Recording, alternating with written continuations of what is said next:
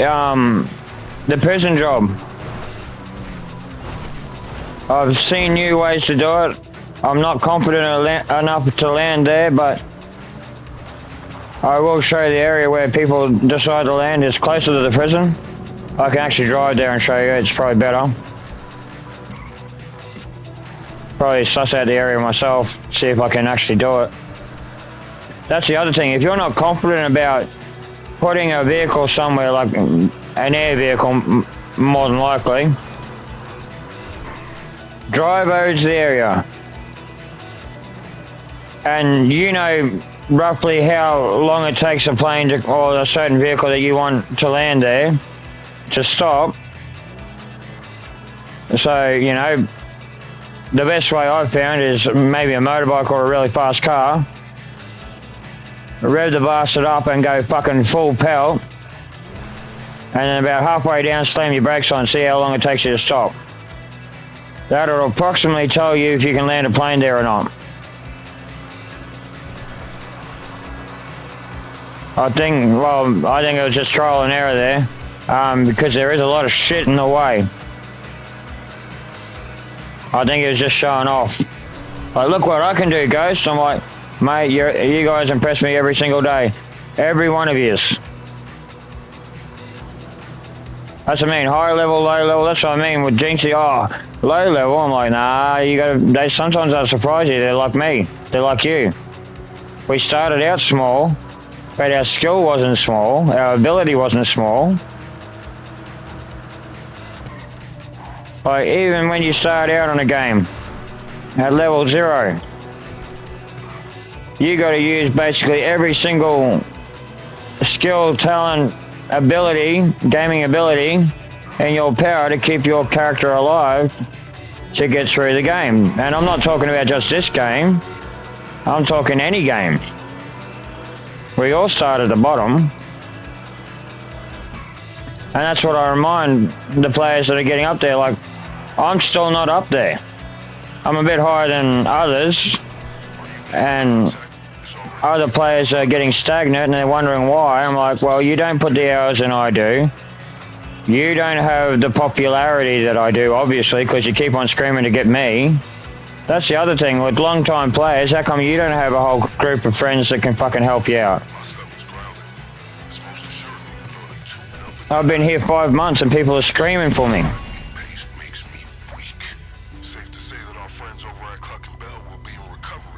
And that's what I think about it. Just let me play my game. Like, you guys need other players to play. I mean, I don't need anyone to play. I choose to go and play with other players because they're awesome. They play like me. They want to have fun. And yeah, even my friends, they impress me. They do a fucking awesome jump and they fucking land it. It's like, fuck, man. Gotta give that a go. That's the only thing that goes through my mind when someone shows off and does something. It's like, gotta give that a go. Hello? Wonder what I can use to do that jump. Do you have any doubts about what we're accomplishing over at the Cluck and Bell? Just check your bank better do the boring and tedious before they go and raid my shit. There we go, Pacific Band. Oh, fucking. I don't even know you. 99, so that's probably the year of birth. You're a young'un. That's like other people like sit there and go, how do you know? Take a look. A mathematical mind. And most people can't help putting something about their real self in the gamer name.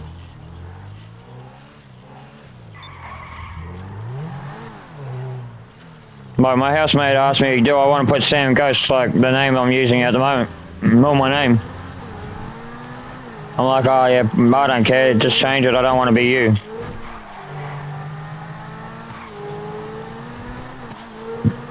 Because I started out using my housemate's username. 99, that's... fucking you are young.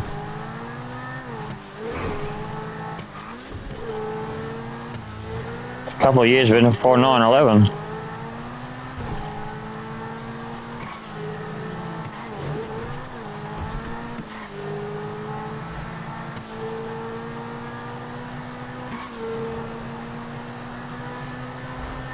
That happened in 2000, didn't it? Or just after?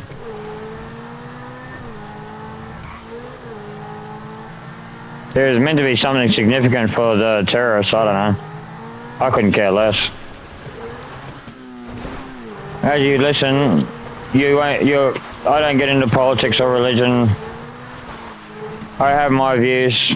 I'm sure everyone's got theirs.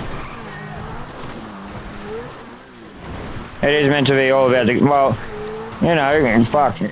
I'm sure it gets boring and tedious, someone just talking about the game that we're all playing, so, you know, spice it up a little bit with, you know, a bit of personal details. As old Uncle Chop Chop used to say, don't let the truth get in the way of a little bit of bullshit. Oh yeah, I did actually meet Mark Chopper Reed in person. I was doing, well, back in the day I used to fucking tell fibs or lie, whatever you want to call it. And one particular day it backfired on me. I didn't think the man was be in the same bar as me. But he just happened, like, because I knew the bar at the time, Jono's Blues Bar in Cairns. I was yarning with Jono. Or I was talking to a mate or something. I can't really remember how the situation went down, but I mentioned that I knew Mark Chopper Reed. And I heard this, oh, do you now? And I recognised the voice, that was Jono. And as soon as he said that, there was a hand placed on my right shoulder. It was the man himself, Mark Chopper Reed, in Jono's Blues Bar.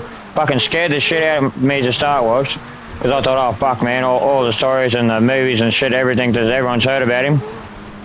And no, he was a really nice bloke. Couldn't stop fucking staring at his ears though.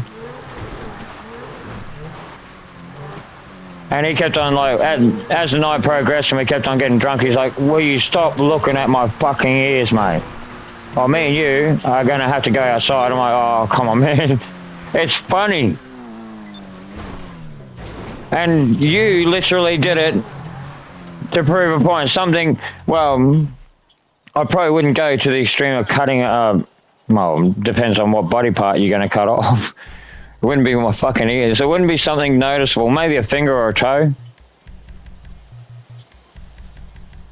Something I could handle, you know, living life without, but cutting your ears off, like, oh, what the fuck?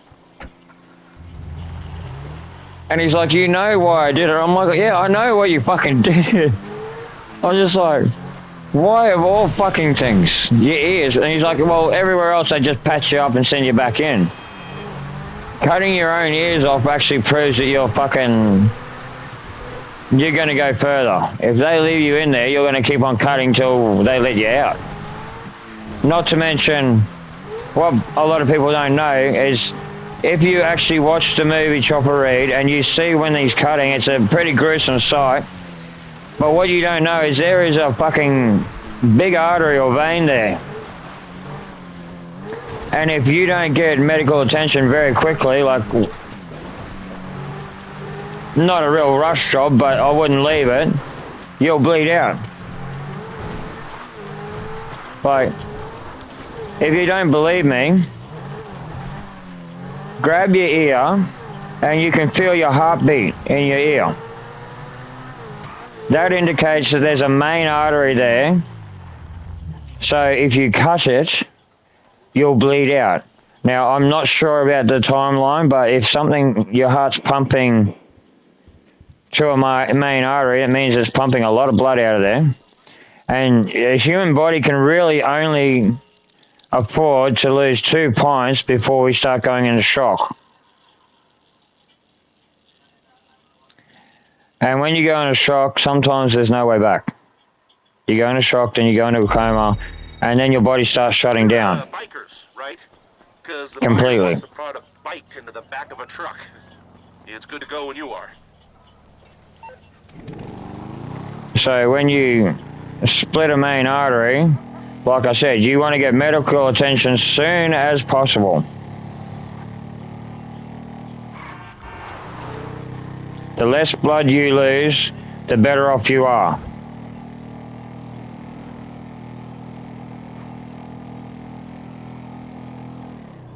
That's why in every first aid thing they'll teach you, the first thing they teach you is clean and patch the wound and stop the bleeding.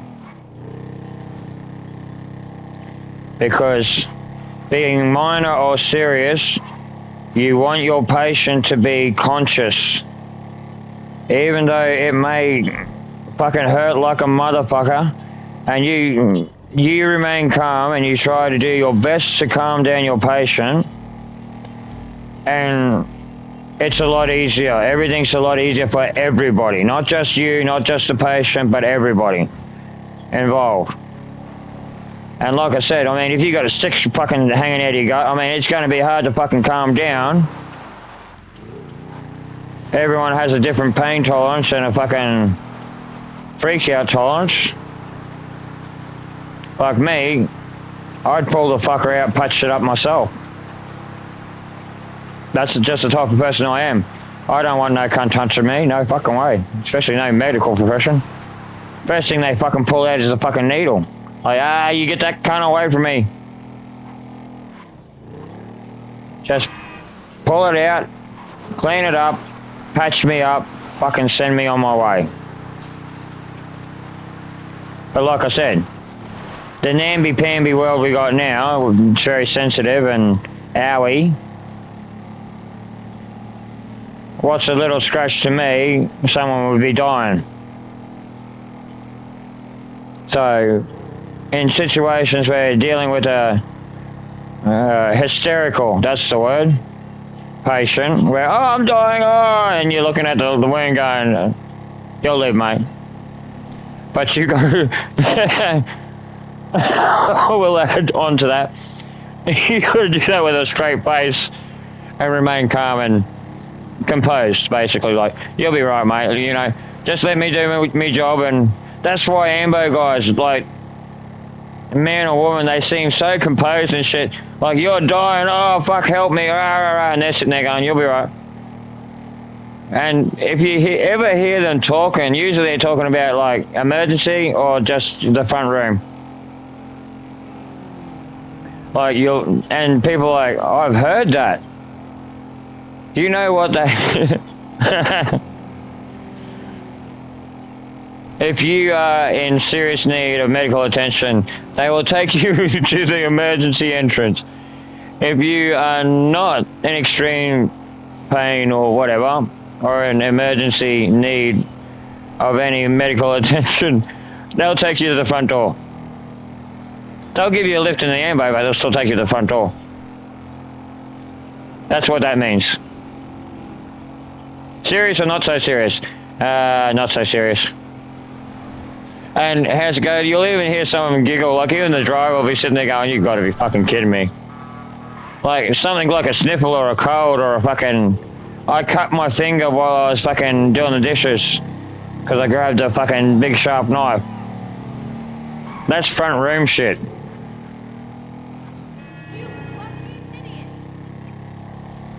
I fell off a ladder, broke my arm or something. That's emergency, so, you know. But they'll bang you in, they'll bang you out, basically. Something hanging out of your gut and sticking inside your gut. Yeah, that's emergency. You might even need surgery because they might even take you upstairs. Come on, you guys, fucking knock it off. Well, not upstairs, but they'll take you into the operating room and they'll pull the piece of pipe out, clean you up, sew you up, send you on your way. They might even keep you overnight just to make sure they've done a good job. It's not, you know, they say recovery, but really, the guys that sewed you up and put you back together, they really want to see if what they did worked. But it's a good thing. It's like a mechanic. Like, well, I'm not all mechanics, but me personally, if I customized and worked on a car for someone, I'd be like, you want to go for a drive, see how she works. Like, you know, I'm proud of my work. And I'd even ask the owner, do I get to drive there or back? Meaning, either they drive to wherever we're going to get the feel of the car, or I drive first and show them how I drive and how I like the feel of the car. And then on the way back, they can show me their style. Oh, it is their car. Like, basically, I'd show someone what I've done to their car and what it's now capable of. And how I can use it. Like, I can drive in the real world real good. As I'm getting older, yeah, fast motorbikes tend to scare me a little bit still.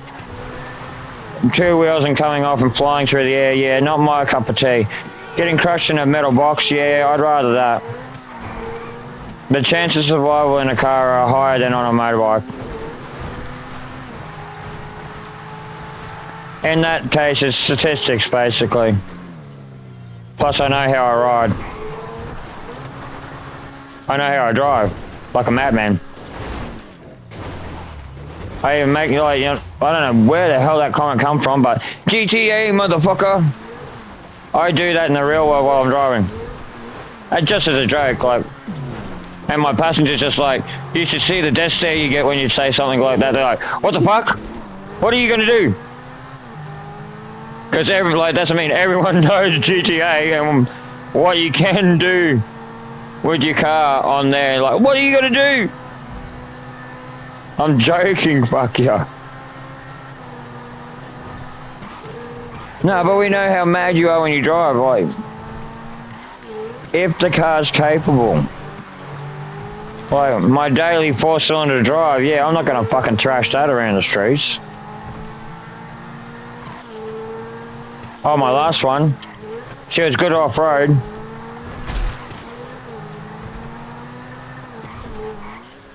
Oh no, the one before, Toyota, Toyota Corolla sedan.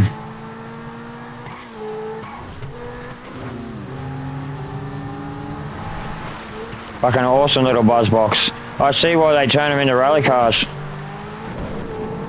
No, mine was just front wheel drive, but you do get a rear wheel drive version of that, and in the rally, well, like I say, what you can and can't do with a car these days, there really isn't no limit. The only limit is your imagination. And that's with any vehicle. I mean, if you have a look on TikTok, you watch, like the third world countries, I mean, they're even on TikTok and stuff like that, showing like film clips of them creating a car. So it's not that third world, it's like probably second world, where they're not advanced as the rest of the world. They're still doing a lot of farming, and they don't really care about the rat race. But like I said, technology's everywhere, you know, phones, cars. But these people will build their own Lamborghini out of scrap metal, out of wood, out of plastic. That's how creative these people are. I think it's fucking awesome. Oh, I can't afford a Lamborghini, so I'm going to make my own. I can't afford a Ferrari or a Dodge or a Viper, or I'm going to make my own. And that's the way I think with a vehicle. It's what do I have, so what can I build? Now, where they're limited by their income and stuff like that, I'm able to make a substantial income, well, let's say decent income,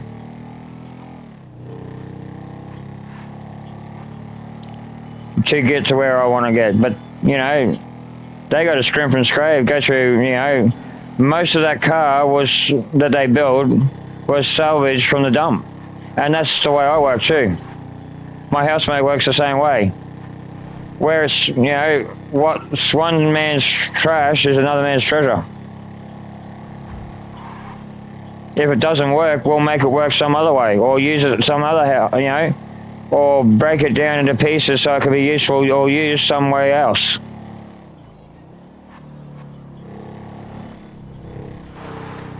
Like everything we build, it's not a refined, perfect thing. We're not there yet, but it doesn't have to be.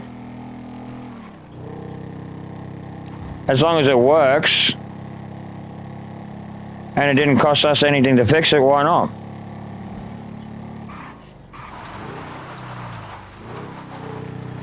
And that's like I said, one day you'll see a pile of cars and old motorbikes there, and that's why I say old cars and motorbikes, because they will be bits and pieces for my work.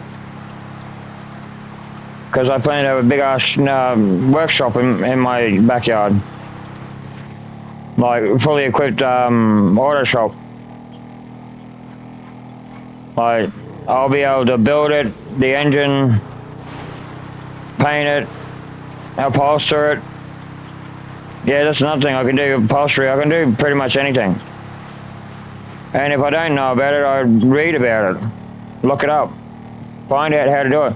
And the man who taught me that, well, I self-taught on everything, but my landlord, he doesn't pay, well, my ex-landlord, well, the guy I'm paying off to buy everything,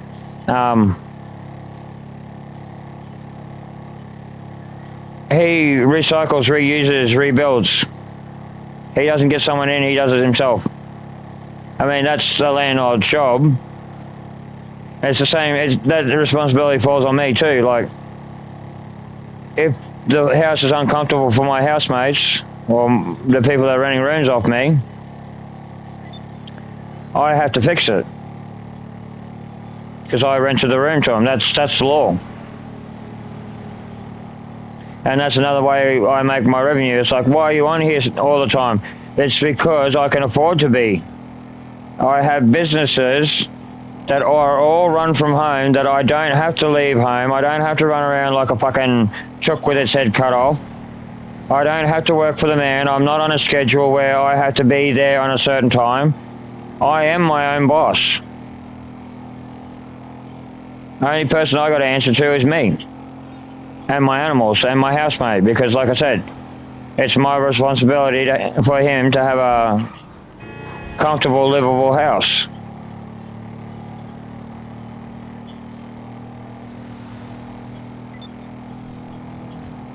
That's what I mean. I'm not some kid that was born yesterday and playing video games, just started playing video games. I'm a full-blown adult that's, you know, got responsibilities coming out of my fucking wazoo. I just got a lot of time to kick back and, like, over many, many years, I've taken the time to make my life comfortable, stress-free, drama-free, you know, where I can just chill and be me. I don't need a chaotic, fast, drama, stressed life. I don't need that. I've been through that. Done that. Been there, done that. Even got the fucking t-shirt. Well, they don't give you this t-shirt, they take a t-shirt. Ha!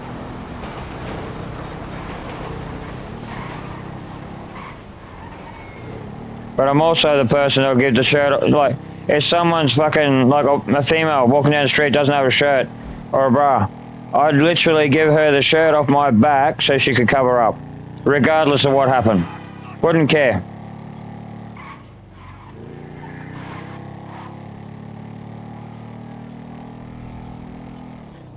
Because I've been in situations, probably not like what she just came out of, but I'm sure I've been pretty close to a shit situation like her. So, here, girl, take this shirt. It might even be my favorite, most expensive fucking shirt, and I'd still give it to her.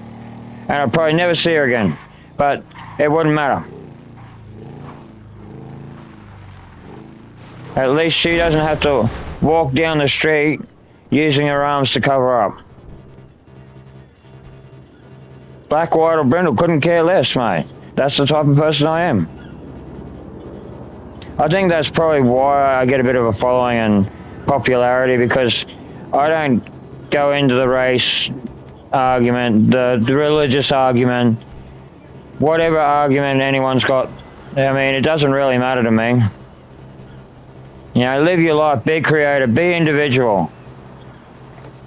You know, live your life. Don't live for anyone else. We weren't born, we weren't placed here to live for anyone else. We were placed here or born here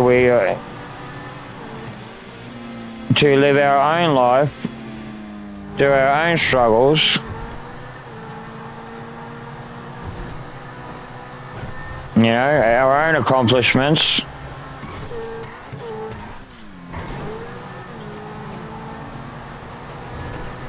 And I mean, yeah, I mean, some of the crap that I carry on about or fucking talk, you know, maybe it'll hit home on some people. Yeah, I was there. I did that situation. I know. Yeah, I know exactly what you're talking about, Ghost. Like, if anyone wants to, like, honestly, my name's Ghost. Regardless of the Sam part, everyone calls me Ghost. Because that's what I became. That's who I am. What I am. I'm just a ghost in this world. A ghost full of information. The information ghost. Ha. Ha. Not looking for popularity or fame, man. Just as long as I help people along the way. Maybe, you know.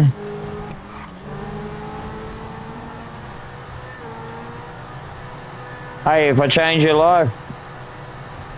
I didn't change your life.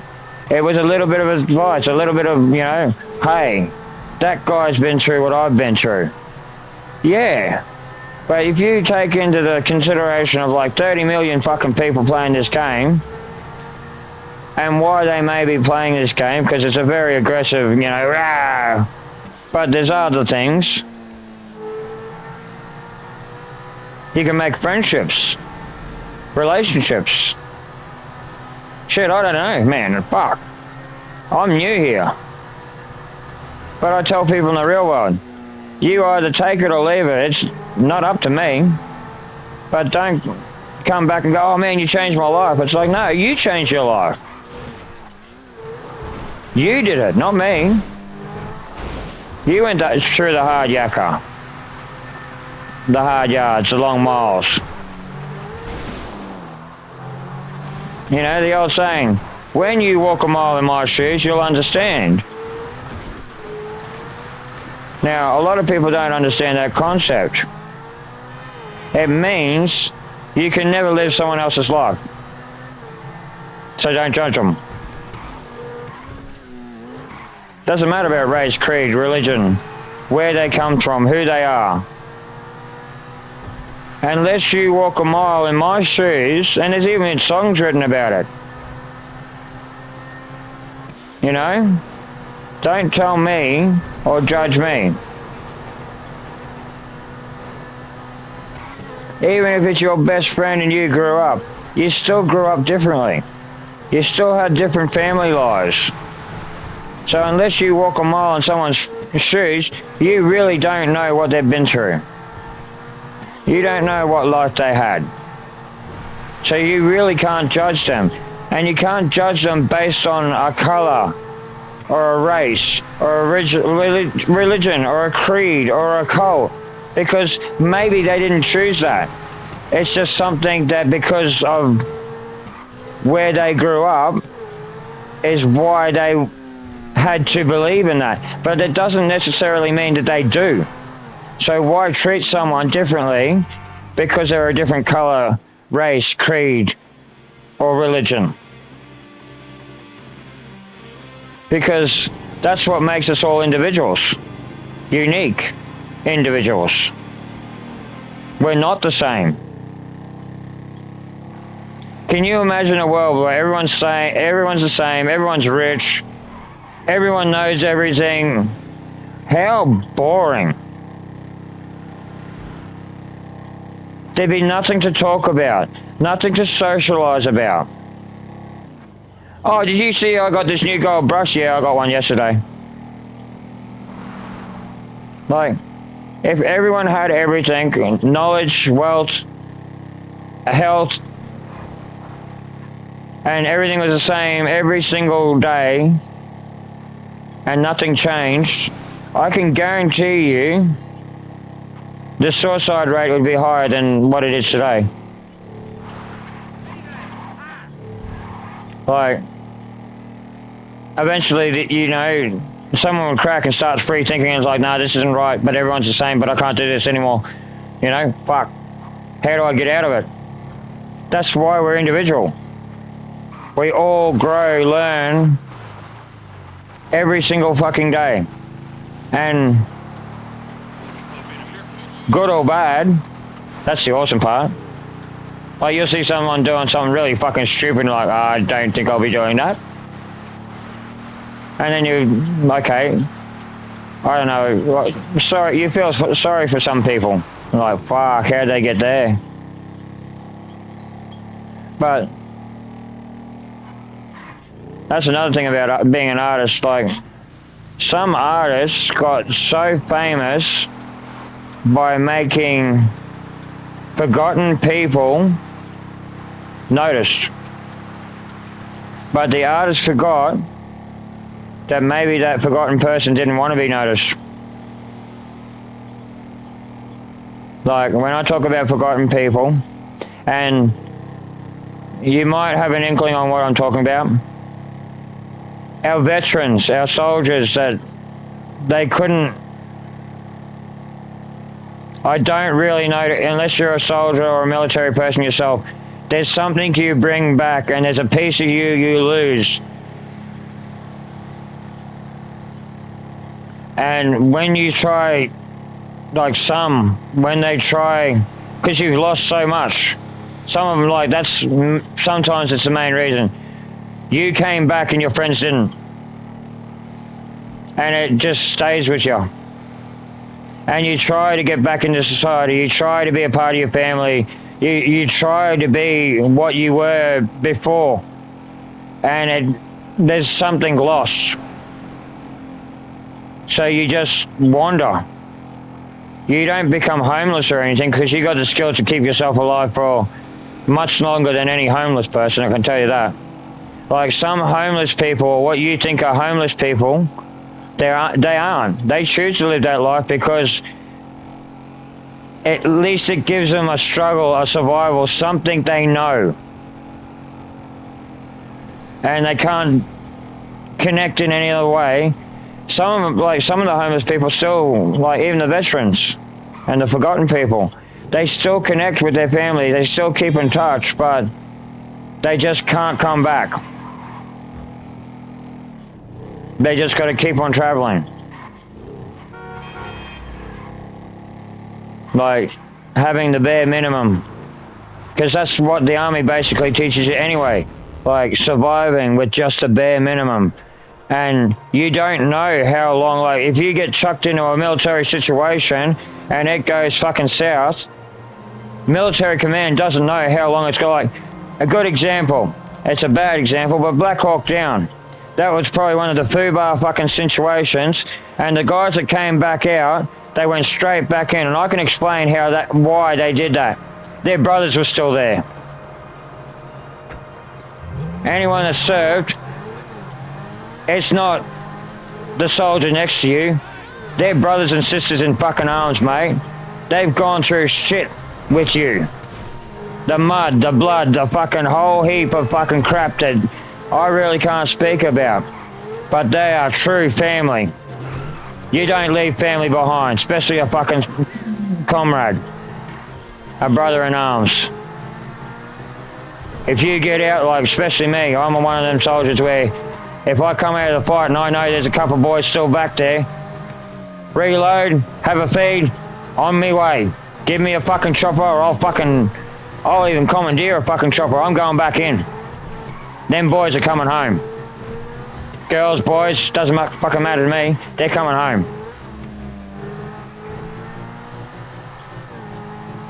Plus, any man I've ever fucking served with, or woman, wasn't many when I was serving, is well, this is the way, well, people say, oh, don't put yourself down, don't diminish your credibility and all the rest of it. It's like, no, but they're men and women their worth is 10 times or 100 times my worth. That's why I'd go back into the thick of it to pull them back out so they can go home to their families. And that's what a brother in arms and a true soldier is all about. He don't give a fuck about high command. He don't care about fucking commanding officer. Even if my officer told me, no, it's too fucking hot, you can't go back in. Go fuck yourself. I'm going back in. Till everyone's back here, live or dead, they're going home.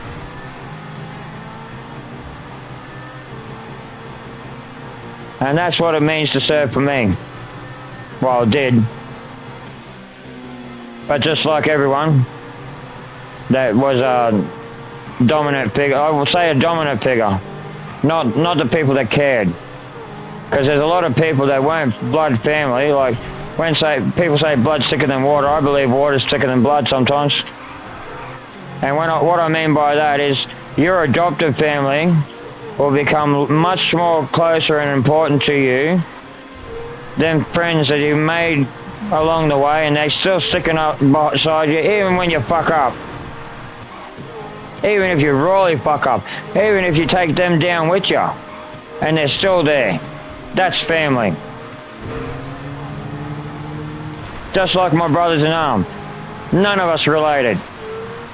I believe they're 100 times worth myself. And I'd give my life for some people. I would, in a heartbeat. Wouldn't even think about it. Like my kids, my animals, my true close friends, my comrades back in the day when fucking, yeah. I'd go straight back into the thick of it, fucking bullet holes and whatnot, and still drag the cunts out. Yeah, I got shot in the ass too.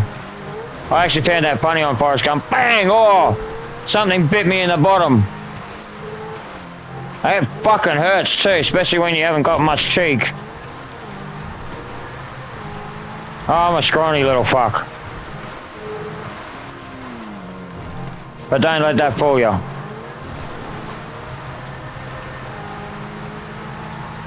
Just because I ain't got no meat on the bones don't mean I ain't got no muscle on the bone. About 70% muscle. The rest of it is meat. There's fat there when I eat, or I gorge myself. And what I call gorging, someone would call a normal meal. It's just, yeah. The military, like I said, like someone asked me when I was on a public session, because I mentioned my military stuff. He's like, I'm going into the military. And he's like, is it really as scary as you say? I'm like, no, mate. Like, that was back in the day when a lot of the rules and regulations weren't in place. I mean, we even got the Geneva Convention now, which stops looting and a lot of really bad shit that happened when I served. But it still goes on. Like, I get fucking... Even on Facebook, it's really ridiculous. I start talking to some military chick because I know how lonely it gets out there. On mission and shit. And then they start talking about... I know it's a scam, but they start talking about they found something. And they'll get in trouble if they move it and rah, rah, rah. You know, that shit doesn't go on anymore. That's just why they get really secretive about it, if it's actually true. But my commanding up in the air, but it still doesn't happen. The reason you're doing it all on the lowdown is because of the Geneva Convention prevents that from happening. It's called looting, basically. You're not allowed to loot. There is no spoils of war anymore. Because and a lot of other soldiers believe that these spoils of war can go back into the country, to the people, and they can use it to rebuild their fucking country. And maybe even start, you know, electing their parliament instead of fucking having a dictatorship. But no, let's steal from that country and let them go into poverty and, you know, fucking 5 years later we'll be back again because they're fighting over what's left. That's what I mean. The governments and the militaries don't understand how things work. If you give the people what they need, instead of hanging around, oh no, you need us. No, you give back what you find, and you let the country build itself back up, they won't need anybody. They become an independent country. And they rejoin the world like everyone else. I mean, why the fuck do we need a helping hand? Like, no offense, Americans and Australians, because we get in on that too. And the UN. Why the fuck do they need a helping hand? Why do they, like, you don't get peace with fucking guns. And even the UN, yes, they are fucking military personnel. You won't get peace with guns, even with the peaceful people. You put a military operation in any capital city around the world and see how the public likes it, or the civilians like it. They won't. People walking around with fucking guns telling them what to do? No. So why them countries in disrepair at the moment, why should they tolerate it? Why should they put up? And this, sorry Americans, again, but this is why you're getting so flack. You're telling people how to do it, controlling them with guns, and telling them what to do. No one is going to like that. You may as well lock the fuckers up. Build a big fucking wall and turn it into a prison. Then start telling the cunts what to fucking do. Maybe they'll listen. But you tell people in their own country what to fucking do and how to do it, you get a fucking shitload of enemies. You know why all the fucking refugees come running to fucking Australia? One, we got a shitload of land we don't fucking use. And we're welcoming. And we don't tell anyone what they can and can't fucking do. There are rules and regulations and limits to what we'll tolerate. Like anywhere.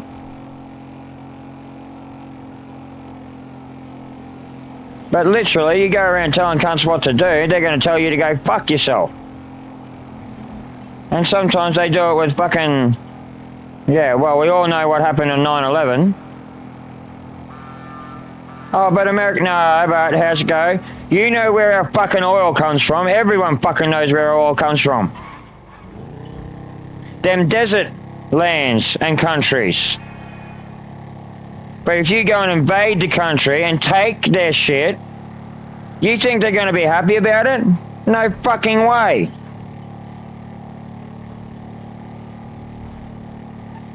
And sometimes it doesn't matter how much you offer them, they're still going to tell you go get fucked. Because if you take that away from their country, they might not have a country anymore. I can completely understand that. Hey, here's another, I haven't heard much about it lately, but Putin going after a radiated piece of fucking country that no one, well, which mostly now is just small villages, and invading that. I mean, Korea, North Korea and South Korea fucking fighting over the same fucking land, and it's the same fucking people. Like, really, you guys have got to get your priorities fucking straight. You're the same people. North, South, it doesn't fucking matter. America had that problem fucking 150 years ago. I'm from the North, you're from the South, we're different. No, dickheads, you're the same people. And if you really want to know, you are the same people. Irish, English, fucking German, Asian, oh, fuck. A fucking American, like they say, is the melting pot. Like, if you look at your history books, read your history books, or go through the shit on Google, on your history books, you'll find that it was a land and gold rush. But, unfortunately, just like Australia, there was a big problem. Someone got there first, or was there first. It wasn't a problem, but there was someone there first, and some, as usual, someone thought it was wrong. It's like Australia. Oh, the fucking blacks were here first. No, you're wrong, the Dutch were. They just didn't want it. They rocked up on the western side and they went, oh, fucking desolate land, we just come from this shit, man. Why the fuck are we going to fucking pull up here? They didn't end up hitting the fucking east coast and seeing all the tropical beauty of Australia. And all you island people that come from Papua New Guinea, New Zealand, all the surrounding islands, Indonesia, that's where your culture comes from. You're not actually true Aboriginals either. You went, well, eventually you were born here. But your ancestors made it over here from Papua New Guinea and Indonesia and all the other populated islands. Australia doesn't have an original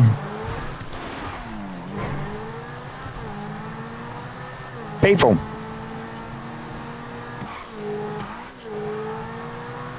And it wasn't until the English, not just Captain Cook, but it was on a trade route. Like basically, it was an undiscovered trade, well, unexplored trade route. They wanted to go see if they could cut through here and go through there, and yeah, if they could get somewhere quicker. I mean, sailing them big ass ships, of course you want to get somewhere quicker.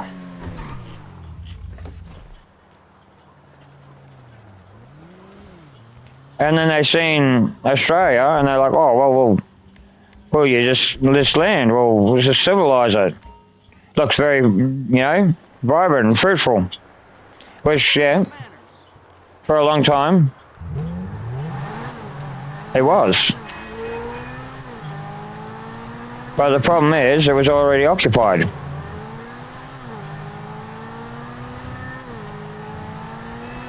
That's why I said it wasn't owned. Land can't be owned. I mean, yeah, by a piece of paper, really. And a lot of money, which is still paper. But, you think about it. Can you really take a big chunk of land with you when you die? No.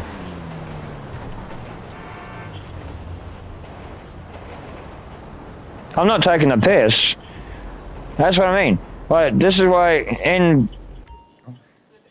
when the Buddhist says you have to learn to let go of material possessions. Doesn't mean give them up and go give everything you own to charity and, sell it, whatever, because still you're getting material stuff, you're getting money. It means be okay with death, with dying and passing on. And the stuff that you have, hey dude. Awesome, mate, always. Just chilling, playing. Oh, hang on, there's a video game I want to buy here. Oh, fucking in. Now I was talking to someone that just come onto the feed or whatever it is. Owned.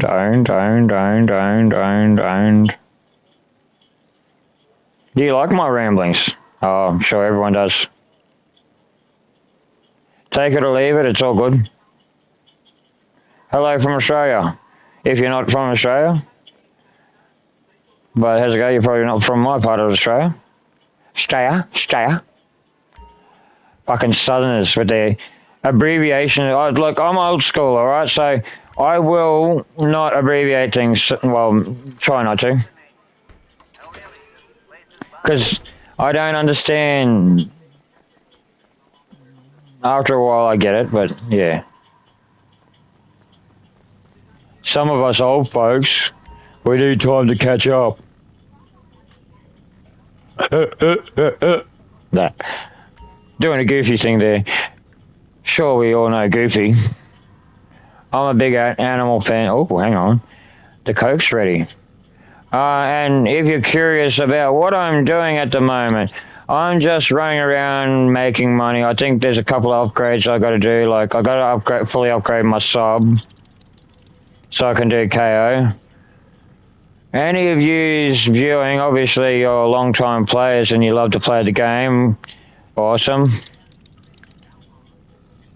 Maybe we'll get to play together down the road. Ghost 81, all my information's there in the title of this crap.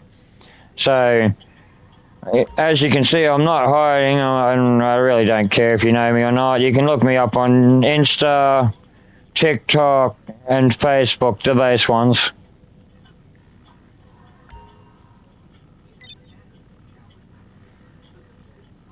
Not doing this for fame, fortune, or anything. I'm just having fun.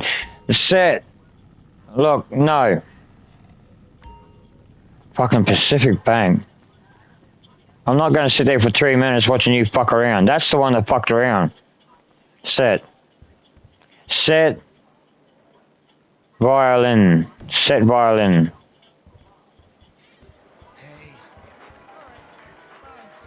Like, these are my mates, but honestly, over 450 fucking times on the same job, and yeah, you'll see me do jobs over and over again, but how's it go? Them jobs are guaranteed to give me money. The Pacific Bank, if I walk away with fucking 200,000, it's not even fucking worth my effort.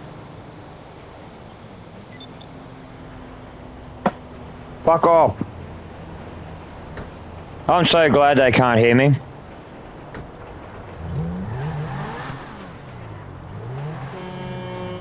Like, I'm not even in the same public session as them, and they're inviting me to something. They know I'm in an invite. Most people know I'm in an invite-only session, away from everyone else. It's just the way I'm. 30 years of playing this way, people. I'm very, like, 5 months into online playing. Even the games that I used to need an online connection to play, I didn't play the online component of it.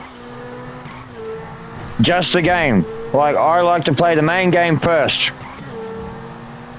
Know everything about the game before I get into the shit show. And now, when I mean the shit show, there are good players and there are bad players, and then there are fucking just idiots. And that comes across all boards, like male, female, and all creeds and races. Like, half the time I think it's actually fucking under the age of 12 fucking around on it.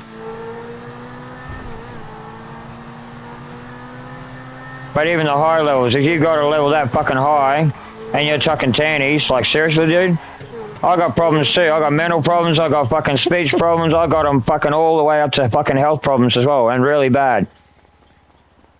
But I can still be courteous to everyone. I don't go around a fucking board fucking killing every cunt. And I don't fuck up people's heists.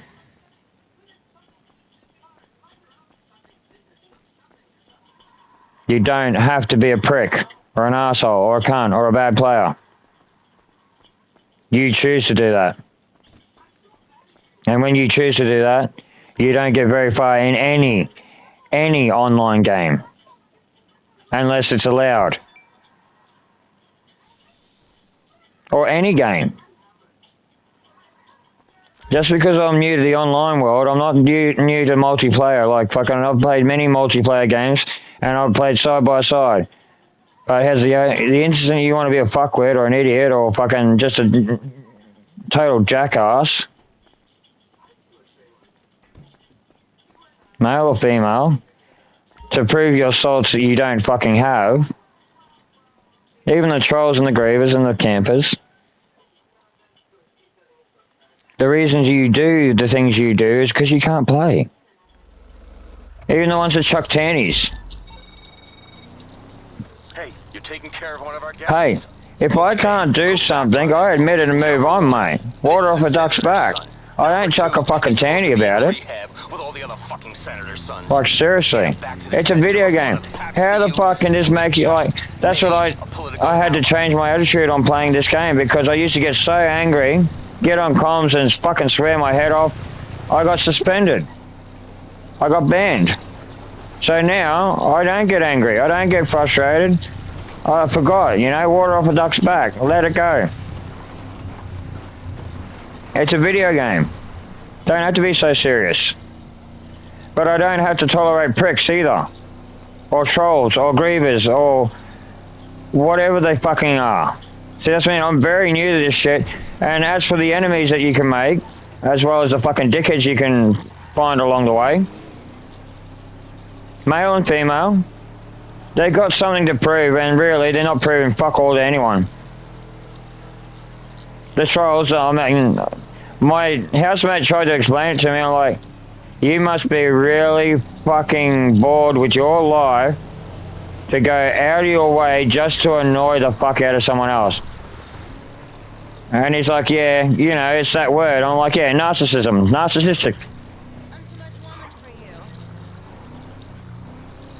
And people think that that can't change. It's like any other problem that someone has. Yes, they can. They choose not to. They like that. They like being that way. I'm like, yeah, I get it now. But I win. And he's like, how do you win? And I'm like, invite only session. I've leveled up past most of them now. I'm actually thinking of releasing the blocks on some of them. I can't wait till a few get back because I did a really big block on some of them where they would get banned. If you're curious about that, you have to report them. Then Sony will take notice. And Rockstar. Just blocking them in the game won't work. They can even play in the session till you leave. Like, I can imagine I'm gonna get a lot of enemies and they're gonna be all trolls and fucking grievers and campers. Don't care. Like I said, had a target on my back today. I fucking walked into this online arena. Used to walk around with clothing with a target on my back. So, yeah. And how's it going, mate? When you walk through a fucking combat situation, come out the other side, and so does your fucking squad, then I might take notice. But this is just a video game. There is nothing you can do to me here that will fucking harm me in the real world. And you can't hack my system because, how's it go, it's not hackable. I'm not a programmer. My housemate is. You can't hack into our system. Oh, I gave him a few toys. Like I said, I build this shit. I don't program it or code it. I used to have a rule. I'll deal with gangsters, celebrity. And remember, I work for the military, so I know exactly what it looked like. I know exactly what I need and how to go. Most of that is available at any electronics shop. If what I don't have, I just go get other technology or other things that it's in and recycle and reuse and create basically the same thing the military has. Because I built it for the military. Technical engineer is another one of my skills.